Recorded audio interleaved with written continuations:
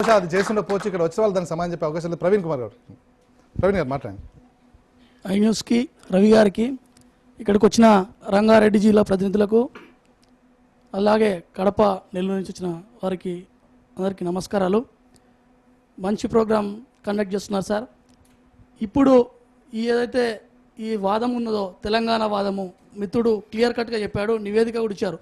ఎందుకంటే యావత్ 10 జిల్లాల ప్రజలు తెలంగాణ ఖచ్చితంగా కావాలనుకుంటున్న తరుణం. ఎందుకంటే ప్రతి పాలు తాగే పసిపిల్ల కాడి నుంచి చిన్న చంటి పిల్ల కాడి నుంచి ఒక 80 సంవత్సరాల ముసలి వారికి కూడా మొన్న ఉద్యమంలో పాల్గొన్నారు. ఎందుకంటే స్వయం పాలన కోరుకుంటున్నారు. ఇక్కడ ఉన్న ప్రజలు స్వయం పరిపాలన చేసుకుందాం అని అనుకుంటున్నారు. ఎందుకంటే గతంలో ఉన్నది సపరేట్ స్టేట్గా ఉన్నది ఈ ప్రాంతము, ఇప్పుడు కూడా సపరేట్గా మేము ఉంటాము. ఎక్కడంటే మా నిధులు మాకు కావాలి, మా నీళ్లు మాకు కావాలి, మా ఉద్యోగాలు మాకు కావాలి. ఎందుకంటే ఒక మంచి వాతావరణంలో ఒక అన్నదమ్ములాగా విడిపోదాం. మేము ఆ రోజు మిమ్మల్ని ఒక అన్నదమ్ములా హక్కున చేర్చుకున్నాము. ఈరోజు ఒక మంచి వాతావరణంలో విడిపోదాం. శ్రీకృష్ణ కమిటీకి పూర్తిగా ఇక్కడ ఉన్న 10 జిల్లాల ప్రజలు కూడా ఇక్కడ ఉన్న పరిస్థితులు పూర్తిగా వాళ్ళు అవగతం చేసుకోవడం జరిగింది. వాళ్ళు ఇప్పుడు చెప్తున్నారు కొంతమంది పెద్దలు ఆ రోజు కలిపినారని. తెలంగాణ సాయుధ పోరాటంలో మా పెద్దలు, మా తాతలు, ముత్తాతలు ఎంతోమంది పాల్గొన్నారండి. ఈ ఉద్యమంలో పాల్గొని ఈ మాకు స్వతంత్రం తెచ్చిపెట్టారు. ఇక్కడున్న ఇన్ఫ్రాస్ట్రక్చర్ని వాళ్ళంతా కూడా అనువుగా చేసుకొని డెవలప్మెంట్ చేశామన్నారు. హైదరాబాద్ ఈరోజు అదే స్థానంలో ఉంది, అప్పుడు అదే స్థానం ఉంది. కొత్తగా వచ్చిన స్థానం ఏం లేదు, 5వ స్థానంలో ఉంది. ఇప్పుడు కూడా అదే స్థానం, కొత్తగా వాళ్ళు వచ్చిన డెవలప్మెంట్ ఏం లేదు. కాకపోతే వాళ్ళకున్న ఇప్పుడు కూడా సీమాంధ్రలో ఉన్న ప్రజలు కూడా ఖచ్చితంగా తెలంగాణ ఏర్పడితే వాళ్ళకి వచ్చే నష్టం ఏం లేదు. సామాన్య ప్రజలకు ఏదైతే 20% ఉన్న పెట్టుబడిదారులు ఉన్నారో వాళ్ళకే నష్టం కలుగుతుంది. కృత్రిమ ఉద్యమం సృష్టిస్తున్నారు. మీరు ఒకటి గమనించాలి, మొన్న ఇక్కడ ఉద్యమం జరిగింది, అక్కడ కూడా ఉద్యమం జరిగింది. అక్కడ వైజాగ్లో ఉద్యమం జరిగితే ఒక అమ్మాయిని మీడియా వాళ్ళు అడిగి ఎందుకమ్మా మీరు ఉద్యమం చేస్తున్నారు, మీ పరిస్థితి లేదని అడిగితే అవి ఏం చెప్పలేకపోతే ఉద్యమం చేస్తున్నాం అంతే, మాకు సమైక్యాంధ్ర కావాలి, మేము తెలంగాణ కావాలని చెప్పి ఒక రోజుల తరబడి కూడా మేము చెప్పగలుగుతాం. వాళ్ళు సమైక్యాంధ్ర కావాలని చెప్పి చెప్పమనండి. మాకున్న వివక్ష ఎందుకంటే 60 సంవత్సరాల నుంచి మేము పడుతున్న బాధలు, వీళ్ళతో కలిసినప్పటి నుంచి మా ఉద్యోగాలు, ఈ రోజు కూడా కొంతమంది ఈ రోజు ఒక ఎంబీఏ విద్యార్థి మీరు రాజకీయాల్లో ఉన్నారు, తెలుగు యువత నాయకులుగా ఉన్నారు, మీ అభిప్రాయం ఏంటంటే ఇక్కడ ఆంధ్ర ప్రజలు తెలంగాణ రాకుండా అడ్డుపడుతున్నారు, లేకపోతే రాజకీయపరమైన నిర్ణయం జరగకపోవడం కారణంగా తెలంగాణ రావట్లేదంటారా? రాజకీయ పరంగా ఏదైతే సీమాండ పెట్టుబడిదారులు ఉన్నారో లాబింగ్ ఉందో, ముఖ్యంగా ఈరోజు పార్లమెంట్లో ఏదైతే తెలంగాణ తీర్మానం జరగాలి, అక్కడ మెజార్టీగా సీమాంధ్ర వ్యక్తులు ఉన్నారు కాబట్టి ఎట్లాగో ఇది జరగదు కాబట్టి వాళ్ళు జరగదు అని పగటికలుగా అంటున్నారు. ఖచ్చితంగా డిసెంబర్ 31కి శ్రీకృష్ణ కమిటీ ఖచ్చితంగా తెలంగాణ వైపు అడుగులు ఇస్తుంది అని మేము పూర్తిగా తెలంగాణ ప్రజలు నమ్మకంగా ఉన్నారండి. ఎందుకంటే మేము మెజార్టీగా ఉన్నాము, వీళ్ళు ఏం చేయలేరు. 10 జిల్లా వాసు శ్రీకృష్ణ కమిటీ ఖచ్చితంగా తెలంగాణ రిపోర్ట్ ఇస్తుందని మా అందరి ఆశయాలు ఉన్నాయి. ఎందుకంటే ఇక్కడున్న సామాజిక అసమానతలు అన్ని పూర్తిగా అవగతం చేసుకున్నారు. అక్కడ ప్రతి జిల్లావాసి కూడా ఢిల్లీ నుంచి మీకు ప్రత్యేకమైన రాష్ట్రం ఏర్పడితే ఇక్కడ ఉండే అన్ని అసమానతలు అభివృద్ధి అంతా మీకు అనుకున్నట్టు జరుగుతుంది సార్. ఓకే, స్పందన ప్రసాద్ గారు మీరు మాట్లాడు. అందరికీ నమస్తే అండి. సోదరులు చెప్పినట్లు జస్టిస్ శ్రీకృష్ణ కమిటీ మీద అందరికీ నమ్మకం ఉంది. కేంద్రానికి దిక్సూచి చూపించే కమిటీ దిక్కుమాలిన కమిటీ కాదని అందరూ అంటున్నారు కదా. ఆ ప్రకారంగా నా కమిటీ నివేదిక ఇచ్చే వరకు అది ఏది ఇచ్చినా కూడా అందరూ యాక్సెప్ట్ చేయాల్సిందే కదా. రాకపోతే తర్వాత విధ్వంసాలు సృష్టిస్తాం అని చెప్పడం కరెక్ట్ కాదు కదా. మీరు కాదు, మీరు మామూలుగా కొంతమంది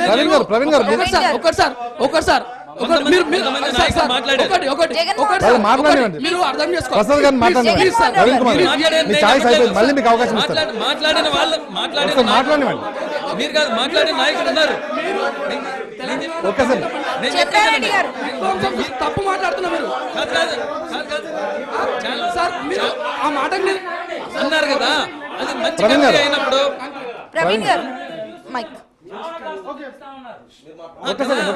ప్రసాద్ గారు మాట్లాడతారు.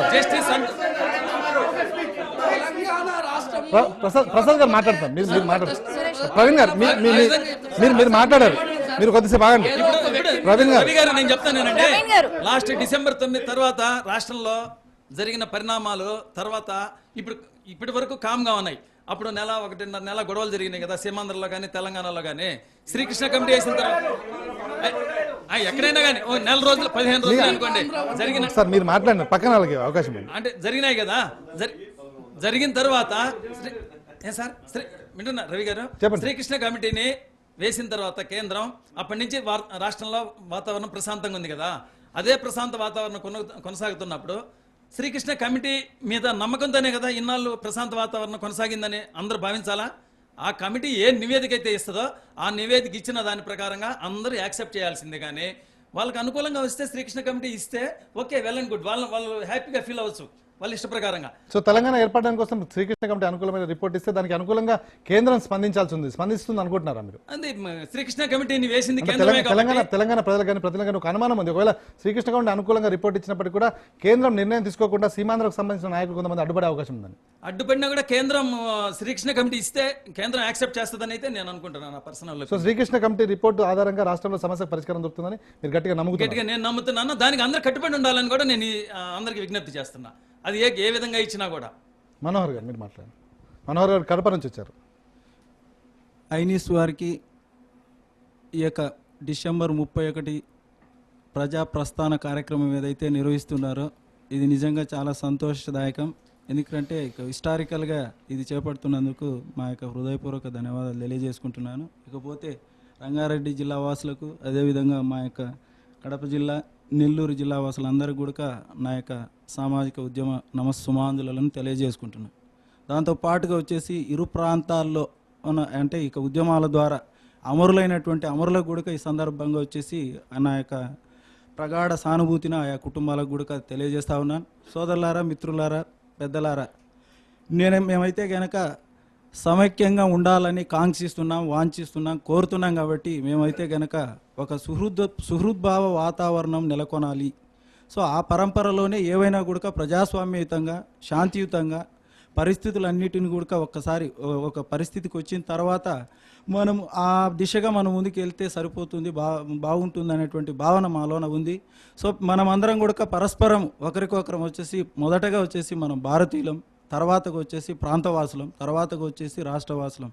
సో ఈ క్రమంలో వచ్చేసి మనం అందరం కూడా శాంతి, సమాధానం, నెమ్మదితోటి ఉంటే గనక ప్రజాస్వామ్యంలో వచ్చేసి ఏ సమస్యకైనా పరిష్కారం వచ్చేసి ఒక చర్చల ద్వారానే జరుగుతుందని భావించే వాళ్ళల్లో నిజంగా నేను ఒక మొదటివాణ్ణి.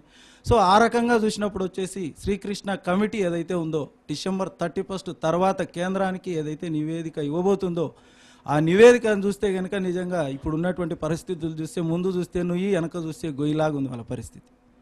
శ్రీకృష్ణ కమిటీ కూడా ఎందుకంటే కొన్ని ఇన్ఫ్లుయెన్స్ చేస్తున్నారు, కొన్ని వర్గాలు కొందరు చోటికి పోతున్నాడని నెపమేస్తున్నారు ముందుగానే. సో ఆ పరిస్థితి ఉన్నప్పుడు వచ్చేసి వాళ్ళు కూడా వచ్చేసి ఏదైనా ఒక సైంటిఫిక్గా, ఒక శాస్త్రీయబద్ధంగా ఒక నివేదిక ఇవ్వాలని కోరుకుంటున్న సందర్భంలో ఏమైపోతుంది అంటే వాళ్ళని కూడా ఇరు ప్రాంతాల వారు అనుకోండి ప్రభావితం చేసే పరిస్థితులు ఉన్నాయి. సో వాళ్ళు ఏం చేయబోతారో చిట్ట కంటే కనుక అన్ని ప్రాంతాల వారికి ఆమోదయోగ్యమైనటువంటి నివేదికను కేంద్ర ప్రభుత్వానికి ఇస్తారనేటువంటి బలమైనటువంటి ఆకాంక్ష ఏదైతే ఉందో నాకైతే ఆ విధంగా ఉంది.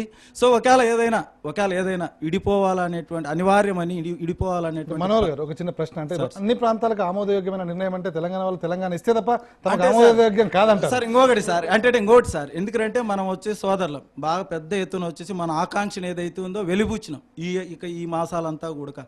దాదాపు 1969 నుంచి కూడా మనం అడప వచ్చేసి ఉద్యమాలు చేసినాం, నడిపిస్తా ఉన్నాం, వచ్చినాం.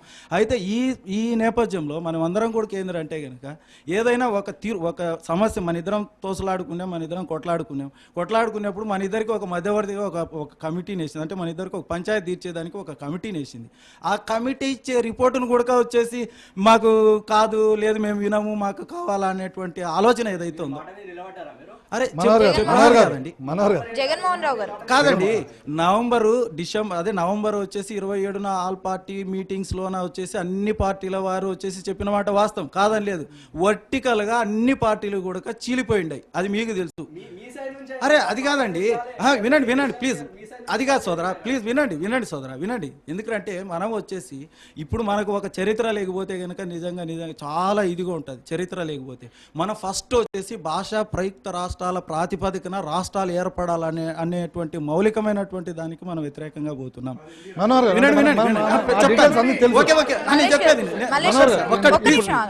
Let me complete please. కాదండి, వినండి వినండి. అరే అరే బలరాజ్ గారు మనోహర్ గారు అర్థం వస్తుంది. అరే కన్క్లూడ్ చేస్తా. మల్లేష్ గారు మీరే మాట్లాడదు. ప్లీజ్ ప్లీజ్ మల్లేష్ గారు ఒక్క మీకే- నిమిషం మీకే- next మీరే మాట్లాడండి. మాట్లాడండి. యూ ట్రై టు ఆయన తర్వాత understand. Let me finish please you try to understand.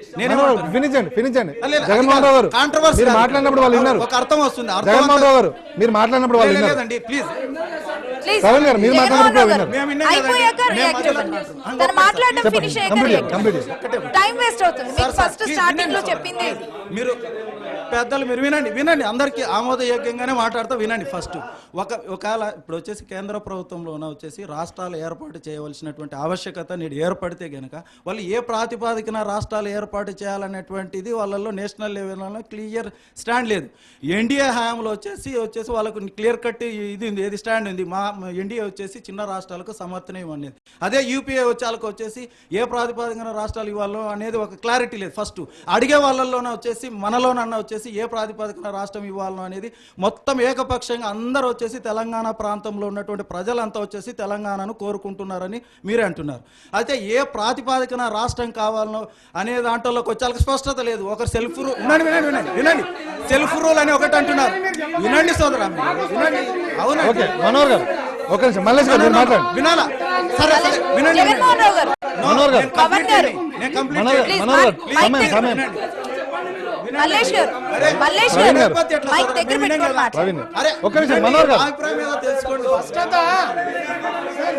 Girish గారు మనోహర్ గారు వినండి. కంప్లీట్ చేయండి సార్, కంప్లీట్ చేయండి. సమయం ఎక్కువ అవుతుంది, సో ఉండండి. చాలా ఎక్కువ. ఈయన మాట్లాడతారు సార్, మాట్లాడి ఇస్తాం మేము. వినండి. సో మనోహర్ గారు. ఆ పెట్టుబడి మనోహర్ గారు మీ సమయం అయిపోయింది. మల్లేష్ గారు ఒక్క ముక్క మాట్లాడి చివరిగా నేను మల్లేష్ గారు ఇప్పుడు ఎట్టుందంటే మల్లేష్ అన్ని వినయాను నా అంత కాదు. ఏ ప్రాతిపాదికన రాష్ట్రాలు జగన్మోహన్ మౌలికంగా దానికి డాక్టర్ బిఆర్ వినండి సోదరా, వినండి ప్లీజ్. వినండి. ఏమి ముగించండి సార్. డాక్టర్ బిఆర్ అంబేద్కర్ గారు స్పష్టంగా ఏమని చెప్పినారు అంటే కనుక వినండి. డాక్టర్ బిఆర్ అంబేద్కర్ గారు కూడా ఏమి ఈ యొక్క హైదరాబాద్ను వచ్చేసి దేశ 2వ రాజధానిగా చేయాలని కూడా అన్నాడా? అప్పుడు వినండి సోదరా. మనోహర్ గారు ఏమి ఆ పరంపర మీరు వాళ్ళతో చర్చ నాకు చెప్పండి, మీరు ముగించండి. దానికోసంగా కూడా మనం ఎందుకు మాట్లాడము? ఏది దానికోసం కూడా మనం అందరం సీమాంధ్రలో తెలంగాణ వాళ్ళందరూ కలిసి మాట్లాడతామంటే దానికి కూడా మనం మనోహర్ మైక్ మల్లేష్ గారు మాట్లాడండి. మీరు మాట్లాడండి. ఏమేమి గిరీష్ గారికి ఒక్క నిమిషం మాట్లాడండి. భాస్కర్ గారు మైక్ వస్తుంది అప్పుడు మాట్లాడండి.